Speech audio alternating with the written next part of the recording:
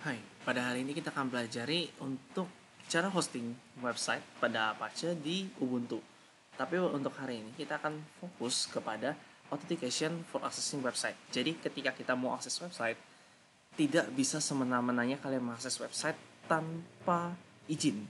Jadi intinya adalah kalian harus melakukan autentikasi dulu, atau kalau misalnya kalian mau istilah gampangnya adalah kalian lakukan login, baru kalian bisa mengakses website tersebut.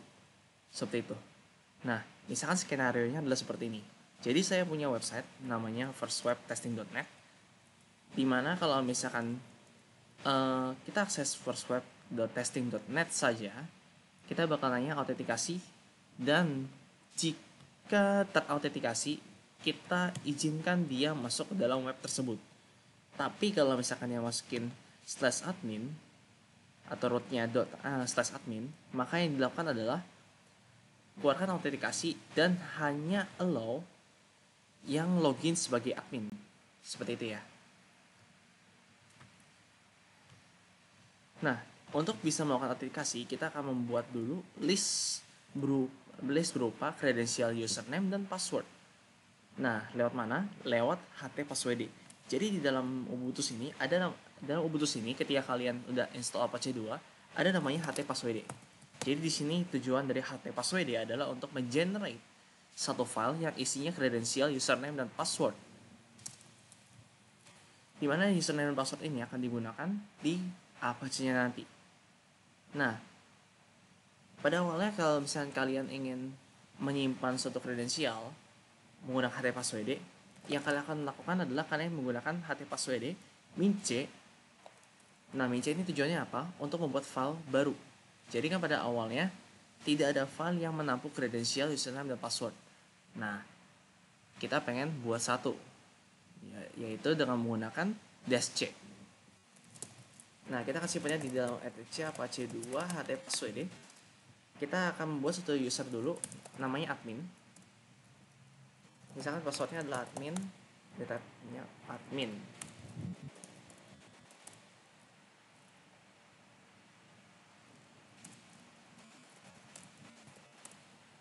Oke.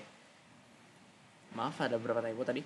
Nah, sekarang kan udah kebuat nih untuk user admin. Habis itu kita akan membuat satu lagi user namanya IT staff. Nah, kalau misalnya kita mau buat user satu lagi, kalau misalnya kita masih pakai min-c, nanti kredensial admin menjadi hilang. Nah, supaya nggak hilang gimana? Kita hapus min-c-nya. Jadi, kalau misalnya kalian cuma pakai ht_passwd saja, tanpa -c, yang dilakukan adalah dia tidak akan membuat file baru. Dia akan berbasis pada file yang sudah ada. Tapi kalau kalian menggunakan -c, kalian akan membuat file baru dulu berupa .ht_passwd dalam /etc/apache 2. Jadi kita buat dulu. Nah, jadi saya udah buat dua user berupa admin dan IT staff. Nah, sekarang saya akan implementasikan sistem autentikasi ke dalam firstwebtesting.net. Nah, saya akan masuk ke dalam konfigurasinya dari firstweb. Nah, di dalam konfigurasi firstweb ini, dia ada dispesifikasikan ketika aksesnya berupa /. Berarti saya bakal tulisnya adalah location /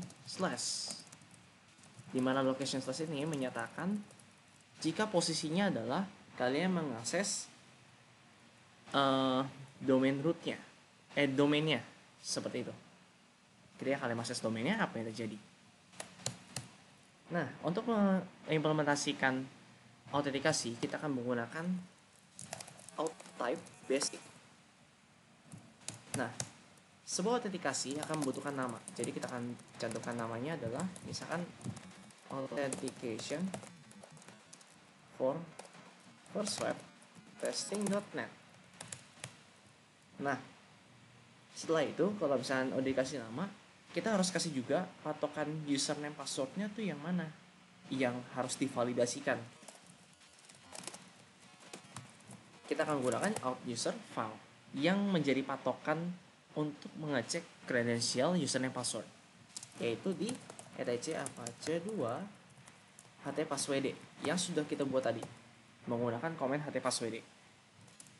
Nah, kalau misalkan seperti tadi, kalau misalkan sudah login, izinkan dia masuk ke dalam web tersebut. Berarti yang kita bakal lakukan adalah kita izinkan siapapun yang sudah login. Berarti kita akan menggunakan require valid user. Jadi dengan require valid user kita akan membuat semua yang bisa login bisa mengakses web ini. Kalau misalnya kita coba, yaitu caranya kita tinggal reload saja Apache 2-nya. Kalau misalkan ada masalah, berarti kita harus ke sini. Oh, ada typo sebentar. Nah, kita akan coba sistem CTL lagi kayak tadi.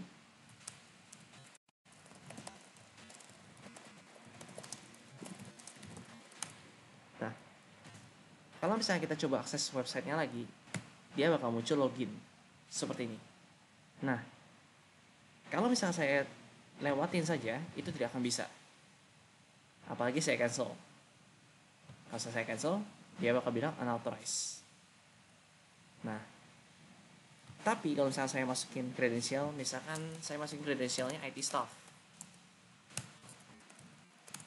Nah, dia pasti bisa mengakses domainnya. Seperti itu. Bagaimana kalau misalnya kita coba satu lagi? Yaitu kalau misalnya kita akses sebagai admin.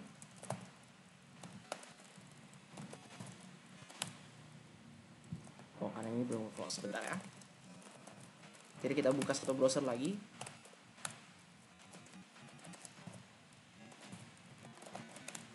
Nah, misalnya kita login sebagai admin.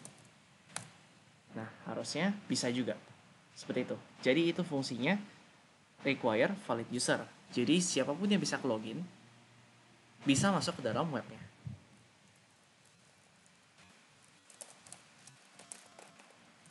Nah, bagaimana kalau misalkan kasus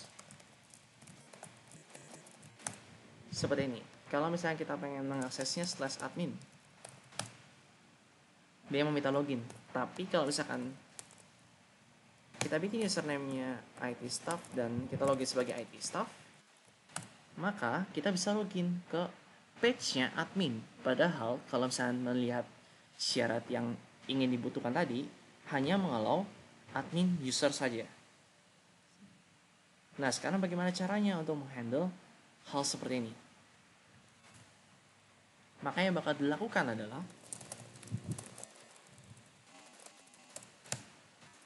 kita akan melakukan setting lagi pada first web, punya konfigurasi. Kita akan tambahkan satu lagi untuk location admin.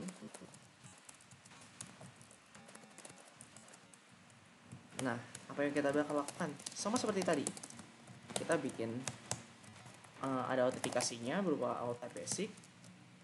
Terus kita lakukan, kita kasih nama authentication for administrative web page. Terus misalkan untuk user file-nya juga masih sama, etc apache 2 htpasswd. Dan kali ini kita hanya mengallow admin saja. Nah, cara bikin allow admin saja adalah kita tinggal tulis require. Nah, karena kita mau spesifik user, kita tulis user. Nah, karena kita pengen spesifik admin, kita tulis admin. Jadi dengan tulisan require user admin, kita hanya allow admin doang yang boleh akses. Jadi kalau misalkan kita coba,